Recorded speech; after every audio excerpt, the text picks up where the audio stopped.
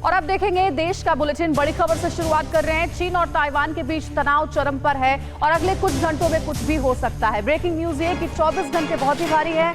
अमेरिकी मंत्री की मौजूदगी में चीन बौखलाया हुआ है। अमेरिकी मंत्री और ताइवान के राष्ट्रपति की मीटिंग हुई है। मीटिंग के दौरान चीनी एयरफोर्स की कार्रवाई संभव, ताइवान भी कर सकता है जवाबी कार्रवाई।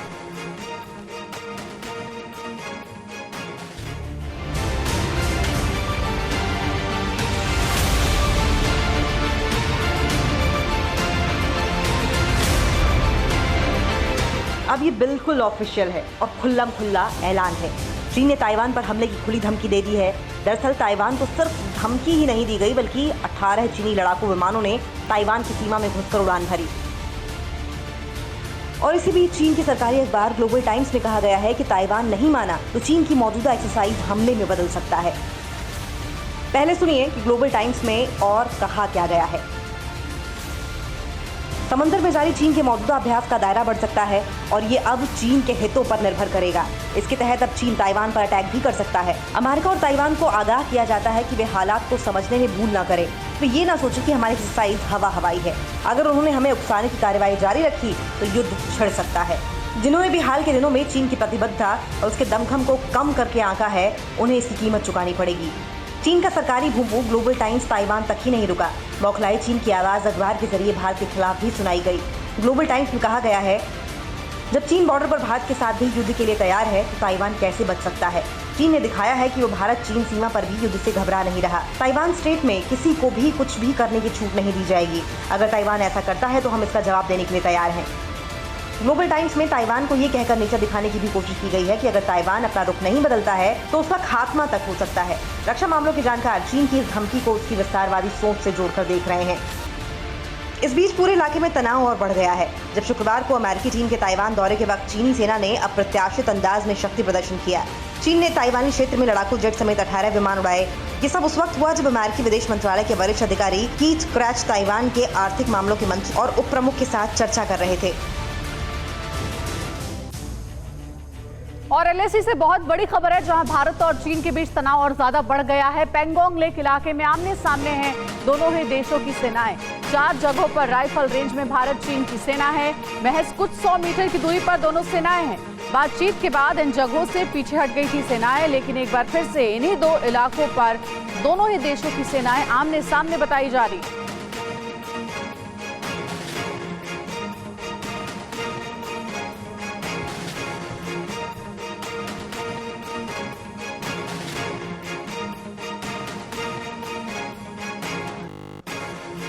एलएसी पर चीन और भारत के बीच तनाव बरकरार है, लेकिन डींगे मारने वाला ड्रैगन बिना हथियार के हार की कगार पर है। पैंगोंग में ठंड से चीनी सैनिकों की हालत खराब हो गई है। बर्फबारी से बढ़ती ठंड से कई चीनी सैनिक बीमार बताए जा रहे हैं। जंग से पहले ही हार की कगार पर पहुंच गया ड्रैगन। कई चीनी सैनिकों ने ठंड से डरकर टेंट भी उखाड़ दिए।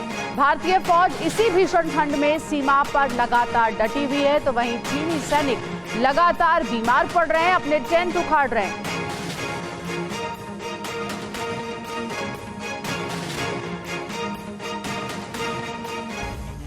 डींगे हाँकना तो आसान है, लेकिन जब खुद पर पड़ती है तो पैरों तले की जमीन खिसक जाती है। पैंगोंग के उत्तर में ऊंचाई वाले इलाके में कुछ ऐसा ही होने लगा है। ठंड से बर्फ जमने लगी है और ड्रैगन की सेना कांपने लगी है। 100 सेकंड में देखिए पूरी रिपोर्ट।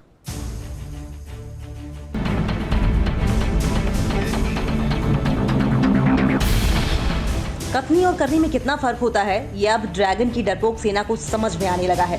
गला फाड़कर चिल्लाने से कोई शेर नहीं होता। पैंगोंग में चीन और भारतीय फौज आमने सामने हैं। हिंद की सेना के पैर अंगद के पैर की तरह जमे हैं, तो चीन की चॉकलेटी सेना को भीषण ठंड से घर की याद आने लगी है। न तोप से न मिसाइल से, ड्रैगन की सेना डरी ठंड की मार से।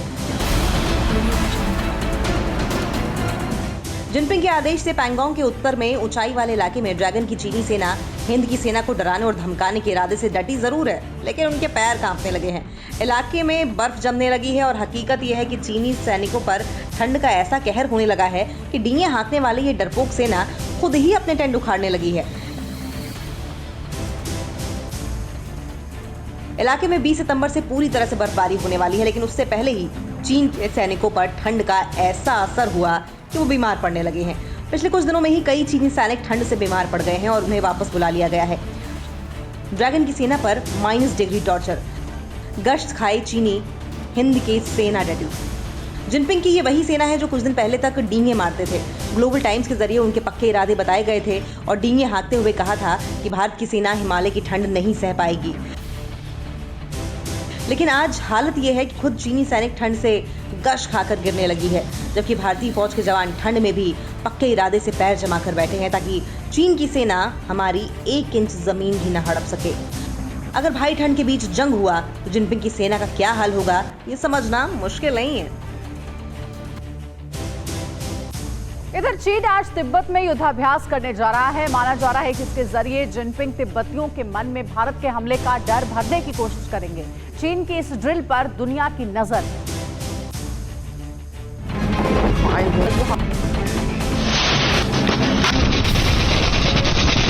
अपने ही लोगों के बीच भरोसे खो रही जिनपिंग एंड कंपनी अब तिब्बत के लोगों को डराने की कोशिश में है। भारत चीन तनाव के बीच चीन आज ल्हासा में बड़ी हवाई ड्रिल की तैयारी में है। चीन के इस प्रपंच के पीछे जिनपिंग के दिल में छिपे कोड को देखा जा रहा है। इसके जरिए वो तिब्बतियों को ये समझाने की कोशिश करेंगे कि भारत कैसे उनके लिए खतरा बन रहा है। दरअसल चीन सितंबर की शुरुआत से अपने कई शहरों में हवाई हमले की ड्रिल कर रहा है, क्योंकि चीन को दशकों से कोई युद्ध नहीं लड़ी अपनी सेना के दमखम पर यकीन नहीं रह गया है। खासतौर से अलेसी पर भारत के हाथों बार बार मुंगी खाने के बाद ड्रैगन का आत्मविश्वास पूरी तरह से हिल गया है।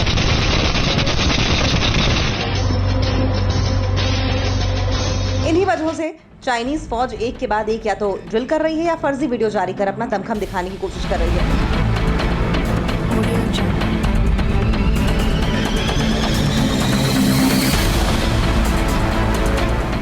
बहरहाल चीन के आज के ल्हासा ड्रिल को देखकर कई सवाल उठ रहे हैं, क्योंकि पिछली बार ल्हासा में इस तरह की कवायद 2009 में की गई थी।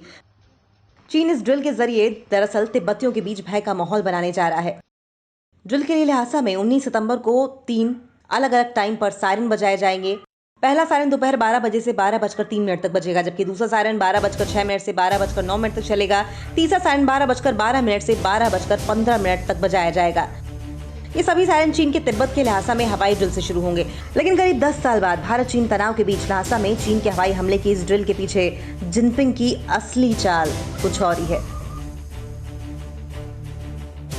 दुनिया की वो मिसाइल जिसे सुपर पावर अमेरिका और ब्रिटेन भी खौफ खाने लगा है। दुनिया की वो मिसाइल जो अंतरिक्ष में होगा लेकिन धरती पर उसका बटन रूसी राष्ट्रपति पुतिन के हाथों में होगा और बटन दबते ही दुनिया का कोई भी कोना तबाह और बर्बाद हो जाएगा। 100 सेकंड में देखिए पूरी खबर।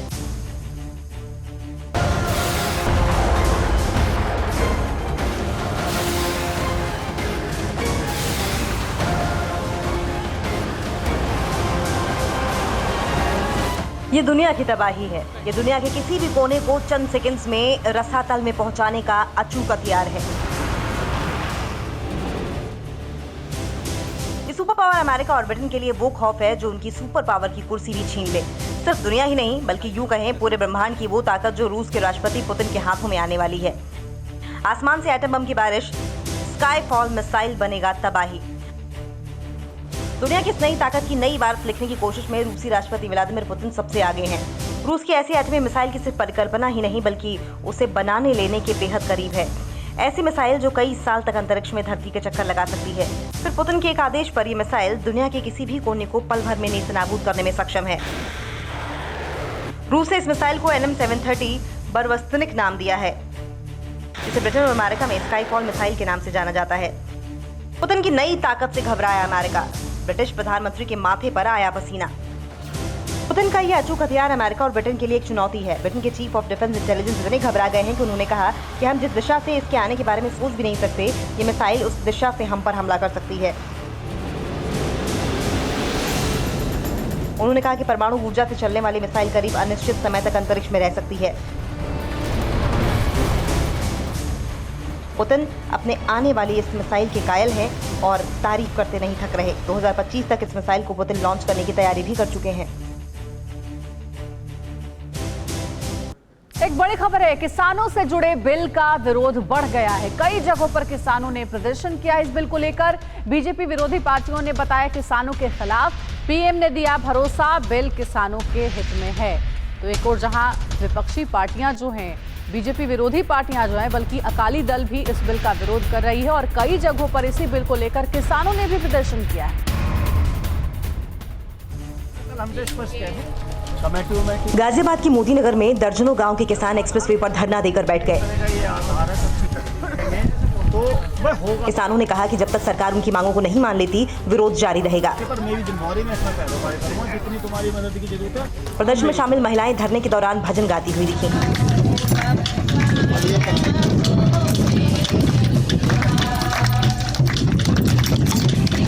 हमारी मुख्य दो मांगे हैं, एक समान मुआवजा और सर्विस रोड की हमारी मुख्य मांग है, जिसको लेकर हम पिछले 14 महीने से आंदोलन कर रहे हैं। हमने पहले भी पदयात्रा करी है। तमाम अधिकारियों ने हमारी जायज मांगे को ये माना है कि किसान की मांग जायज है। अब काम कुछ रह नहीं गया, जमीन सरकार ने छीन ली है हमारी, पैसा हमें दिया नहीं है। तो जैसे भी करके यहाँ पे हम लोग सरकार की कान खोलने कर, सरकार से अपनी एक समान मुआवजे की मांग को लेकर के यहाँ पर आज महिलाएं बैठे हैं। और आज नहीं, मैं आपको बताऊँ, पिछले 1 साल से लगातार महिलाएं यहाँ पे बैठी हुई है। पटना में किसानों के प्रदर्शन के दौरान अनहोनी होते होते बच गई। एक किसान ने जहर खाकर जान देने की कोशिश की। करनाल राज मंडी में भी किसानों ने केंद्र के फैसले की मुखालफत की। पंचकुला में किसान ट्रैक्टरों पर सवार होकर विरोध के लिए निकले। पंजाब के मुक्तसर साहिब में भी किसानों की नाराजगी दिखी। कुल मिलाकर किसानों का विरोध उससे ज्यादा दिख रहा है जितने की उम्मीद शायद केंद्र सरकार ने नहीं की होगी। ऐसे में आने वाले समय में फार्म बिल को लेकर केंद्र पर दबाव बढ़ सकता है।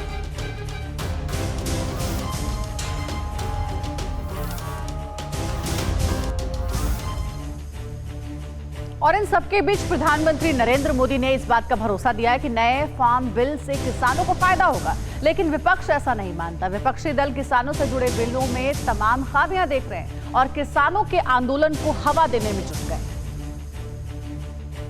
जो लोग दशकों तक देश में शासन करते रहे, सत्ता में रहे हैं, वो लोग किसानों को इस विषय पर भ्रमित करने की कोशिश कर रहे हैं। मुद्दा किसानों का है और इतना बड़ा मसला विपक्ष को बड़े दिनों बाद हाथ लगा है। लिहाजा पूरे देश में किसानों की दुहाई देकर संग्राम की स्थिति है और कोशिश पीएम के भरोसे को भी नजरअंदाज करने की है। नए फार्म बिल से पंजाब की राजनीति फिलहाल सबसे ज्यादा सरगर्म है। ऐसे में राज्य की राजनीति में दखल रखने वाली आम आदमी पार्टी बिल के खिलाफ खुलकर मुखर हो गई है।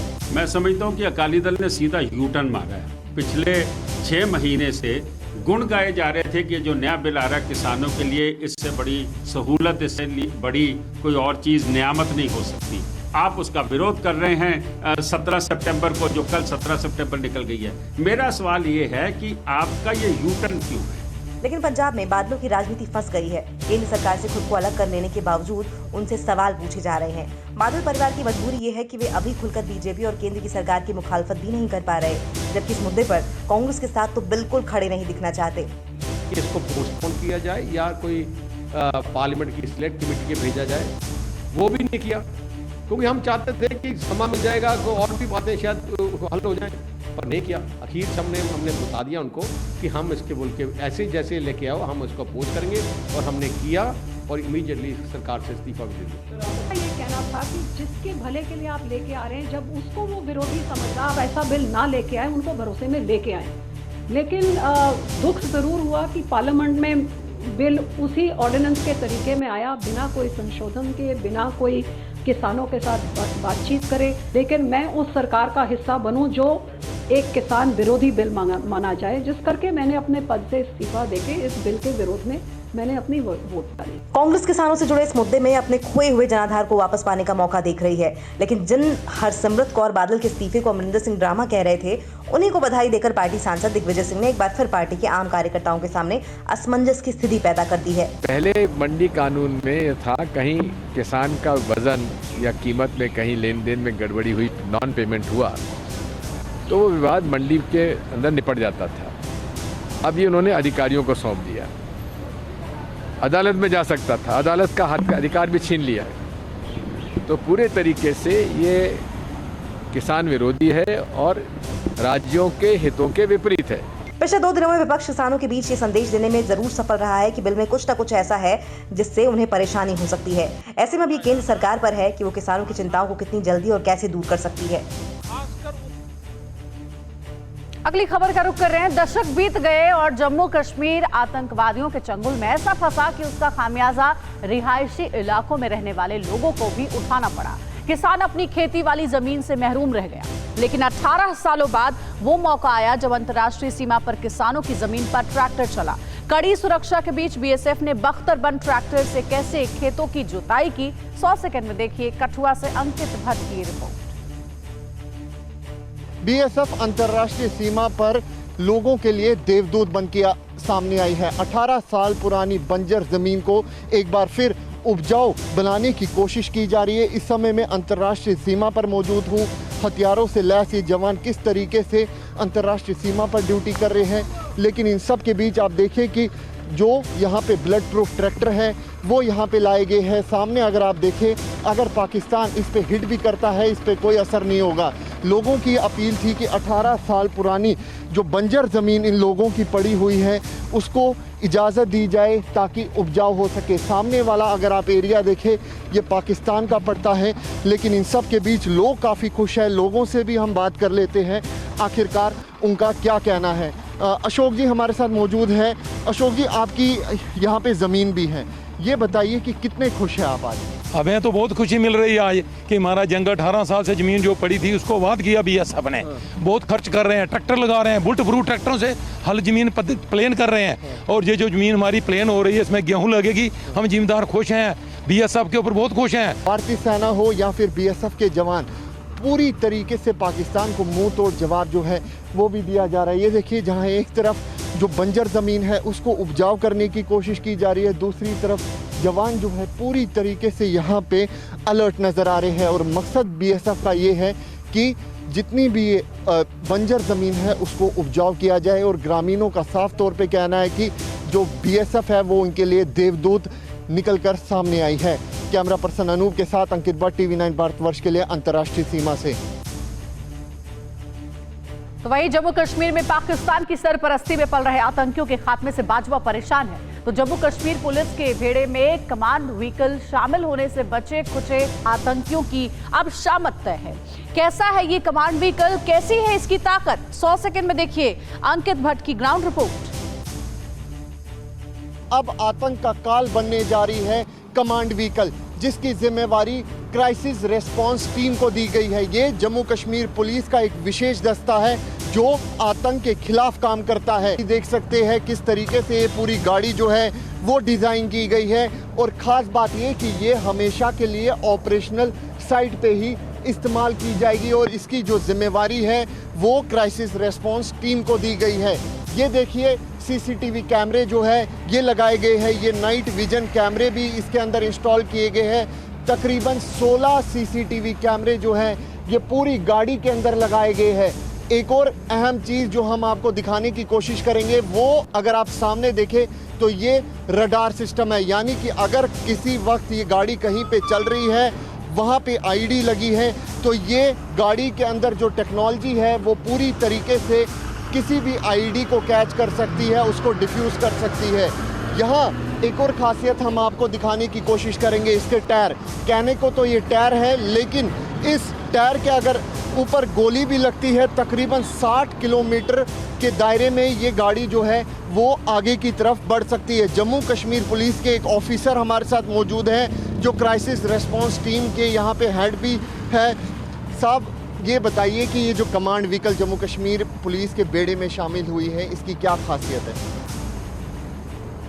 ये एक वरदान है, ये गाड़ी हमारे लिए एक वरदान है।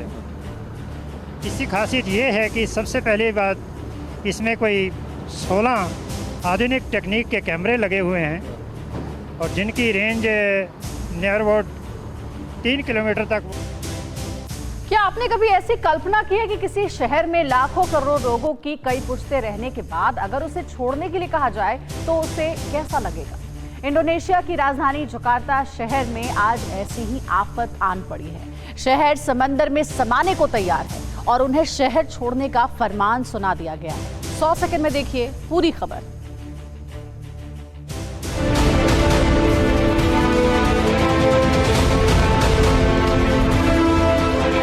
शहर समंदर में समाने को तैयार है, चारों तरफ मचने वाली है चीख पुकार। दिल में खौफ, आंखों में आंसू, फिर भी शहर छोड़ने को दिल नहीं तैयार। कहना आसान जरूर है, लेकिन जिन आंखों ने इन ऊंची इमारतों को बनते देखा, जिन आंखों ने इस शहर को बसते देखा, जिनकी कई पुश्तों ने इस शहर में जिंदगी बिताई, आज उस शहर को वो कैसे छोड़ दें। लेकिन ऐसा नहीं हुआ तो शहर की करीब 3 करोड़ वाली आबादी समंदर में समा जाएगी। इंडोनेशिया की राजधानी जकार्ता की आज यही हकीकत है। पूरा का पूरा शहर 13 फीट अंदर धंस चुका है और कभी भी शहर समंदर में समा सकता है।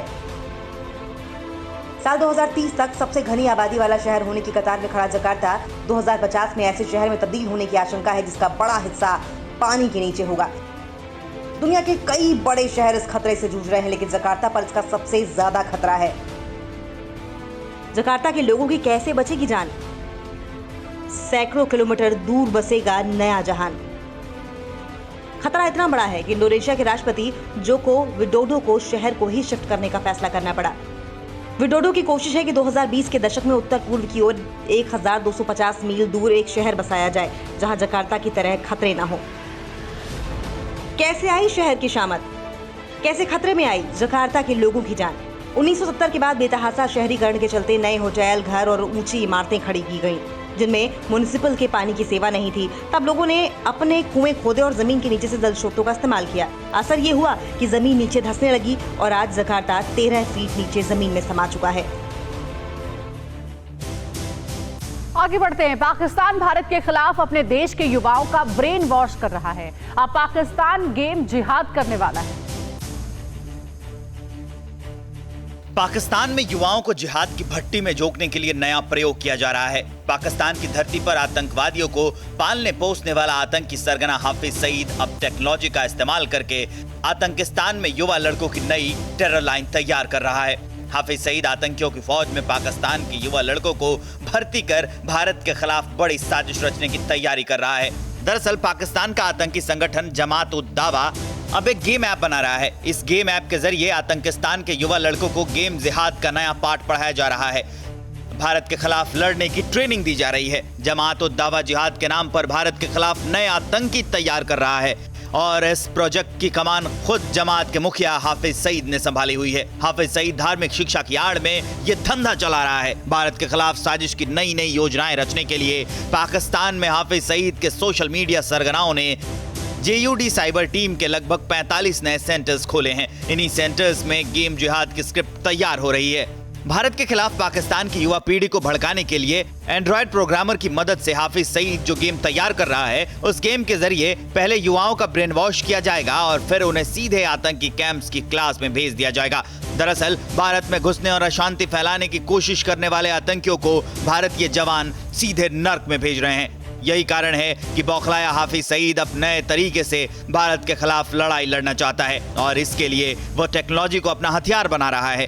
पाकिस्तान की जनता दाने दाने को मोहताज है, लेकिन उसके हुक्मरान हाफिज सईद जैसे आतंकियों को पालने और बम बारूद की फैक्ट्री में अपनी युवा पीढ़ी को झोंकने में ही देश का सब कुछ खर्च कर दे रहे हैं।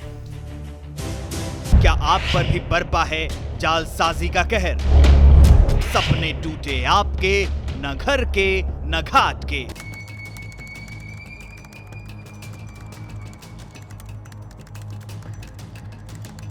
देखिए लूट घर हर रात 9:30 बजे। फिक्र आपकी,